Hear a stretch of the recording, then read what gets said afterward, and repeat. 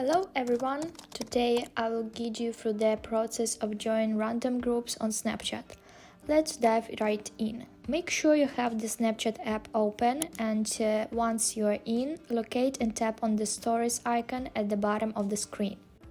Next you will want to access the search bar which is situated at the top of the screen.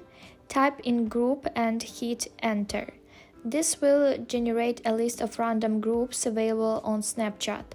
Browse through the results until you find a group that interested you. Now simply tap on the group you have chosen and it will take you inside. To become a participant in the group, locate and tap on the add button.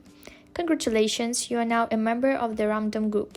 Once you have joined, you will find the group in your chats, allowing you to engage with other members. If you're feeling adventurous, you can also take the initiative to create your own group.